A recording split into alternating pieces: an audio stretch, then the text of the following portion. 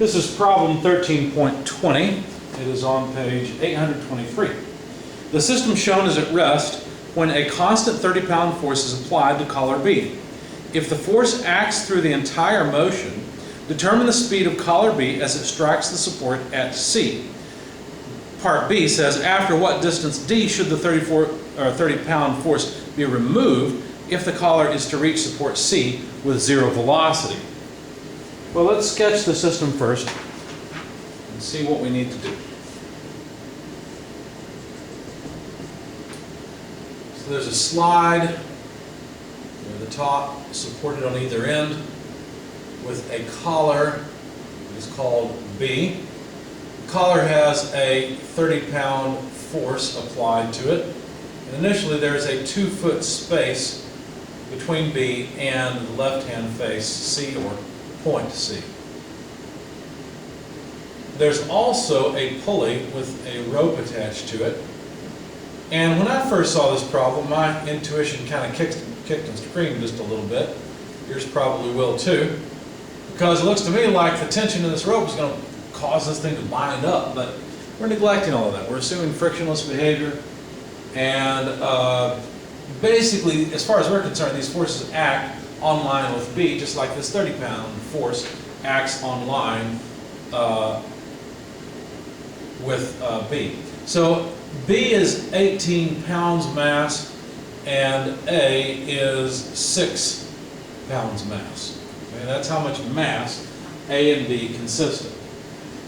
As I said, we'd like to find the velocity of B at C once it reaches that point. And then we'd also like to find the position to remove 30-pound force such that VC equals 0, such that when the block gets to point C, it slows down to rest. Obviously, it's going to come back, but we're not worried about that part. Okay?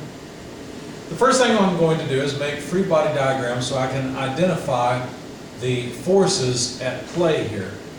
For B, there's the 30-pound force, and there really are two tensile forces from the rope, or two tension forces from the rope.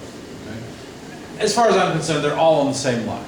Okay? They didn't give me any information about the vertical location of them, so this is good enough. For body A, there's obviously the weight of body A, and then tension acting upward on it.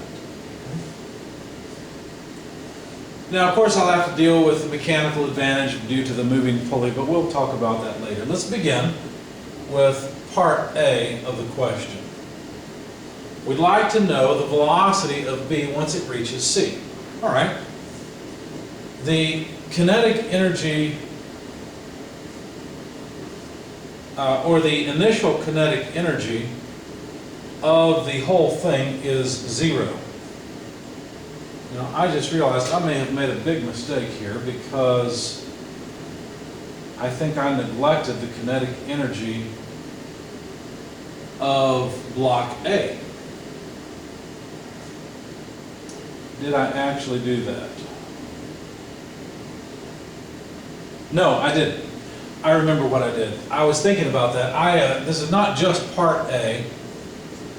I want to write an energy balance for both body A and body B. You'll see why here in just a second. I'd forgotten about that. So body B, actually let me start with body B. Body B begins at rest, and so it initially has no kinetic energy. And then there are forces that act on body B to move it from state 1 to state 2, or if you like, from where it's at to C, right? Where it's going to have some kinetic energy. Now, if I expand this equation just a bit, let's see, there are 30 pounds pushing in that direction that act over 2 foot in that direction. Therefore, this is the work done by the 30-pound force over that 2 foot. On the other hand, the two tensile forces act opposite of motion, but they also act through the 2-foot distance. That's the work of the external 30-pound force and the tension force on block B.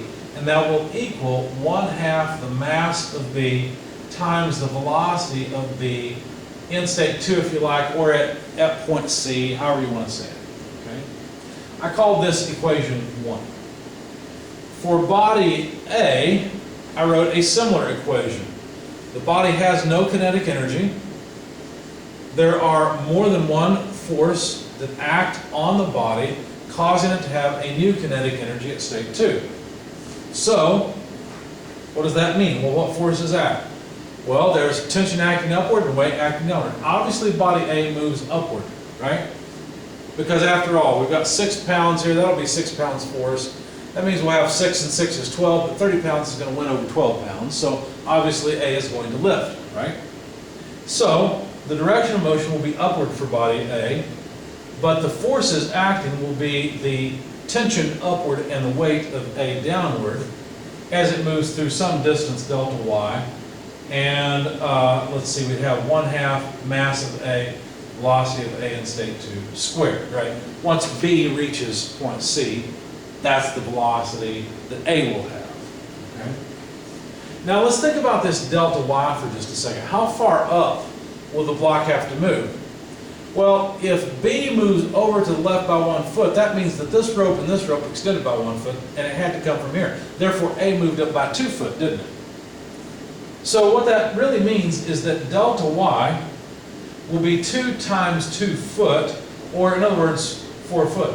And notice it's a positive delta Y, right? Because we always take, in this situation, positive Y-axis upward against gravity acting downward, okay?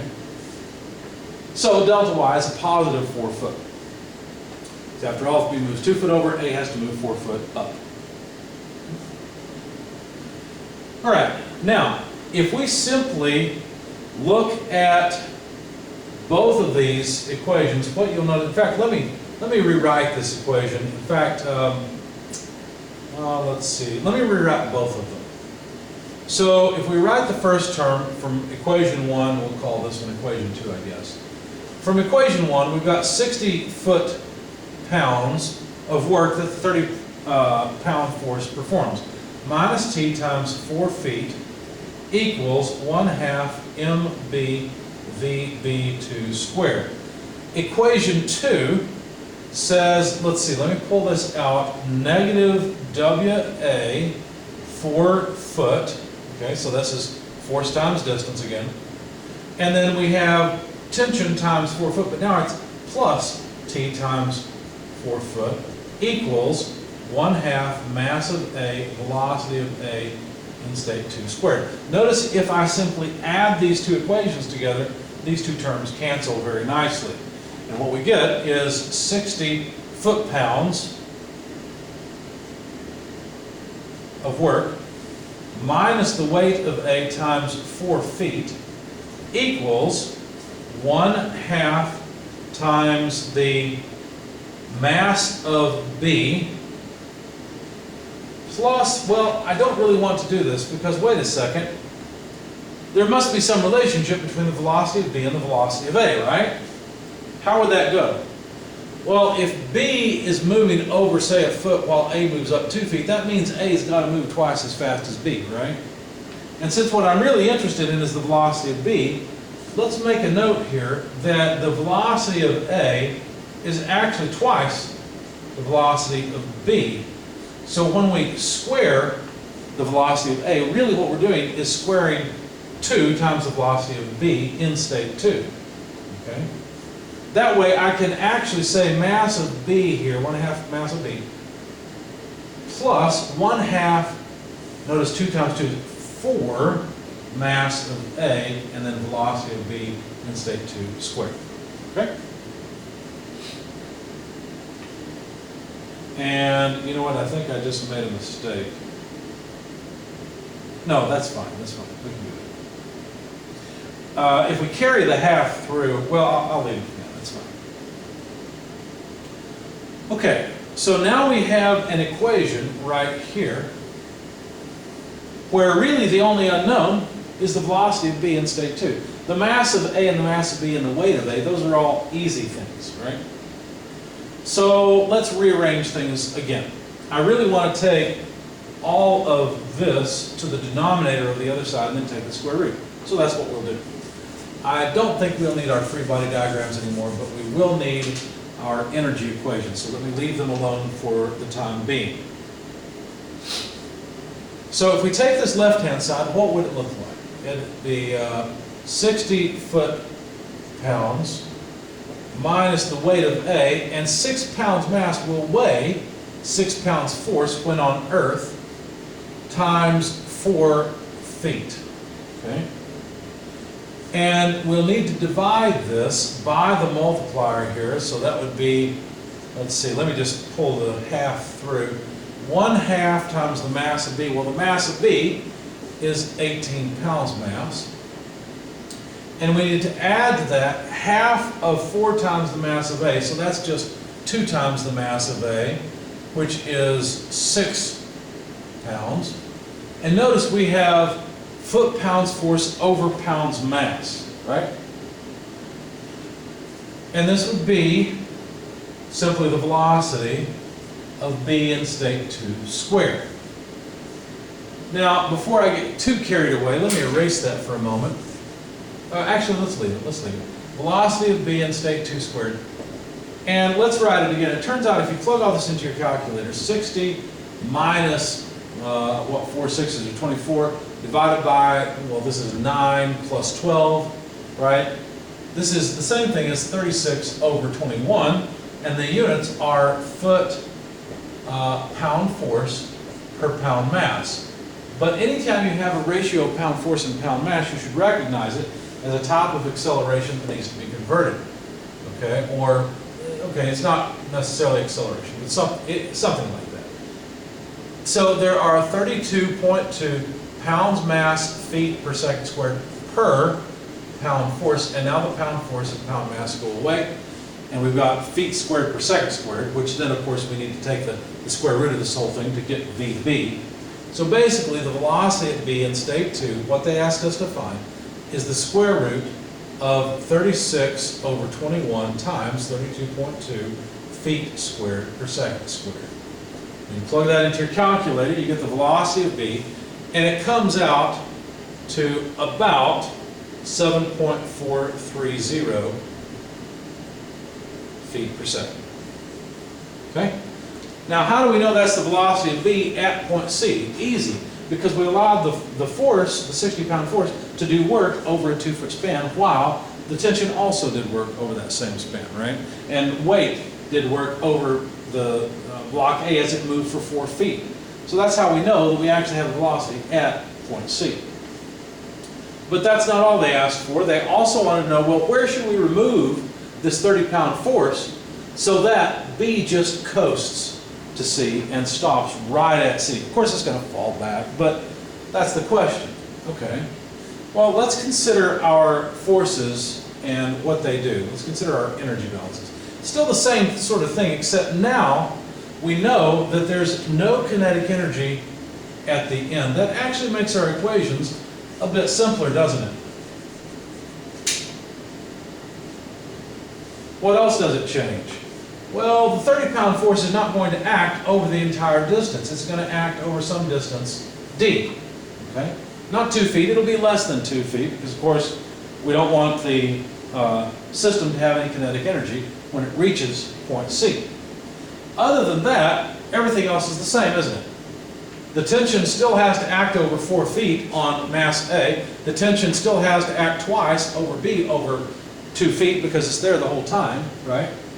So nothing else really changes. So what would it look like? Well, instead of having this 60 foot-pounds, we would have, what? 30 pounds force times D.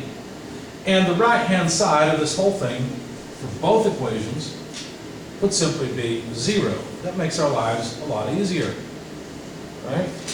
Because now what we have is 30 pounds force times D minus weight of A times 4 feet. Notice the T times 4 cancels from the two equations again, just as it did before. Well, what does that mean? Well, it means we can get rid of our original equations. We're actually working on part B. Should have changed that letter, but that's okay. What that means is that 30 pounds force times D is equal to the weight of A times 4 feet. In other words, it's equal to, since this is 6 pounds force, it's equal to 24 foot-pounds force. So D then must be 24 foot-pounds force divided by 30 pounds force. Okay? And that comes out to 0.8 foot. So if we removed the 30-pound force, not even at a foot, but at 0.8 feet, B and A would actually coast such that B touches C, and they would both come to rest, and then the fact that we've got a force here from gravity means that B would come back and slam against the other wall, most likely. But that's it. So there are our answers. 7.43 feet per second for the velocity of B in the first case, and if we remove the force at the 30-pound force at 0.8 feet, then block B will just come to C at rest.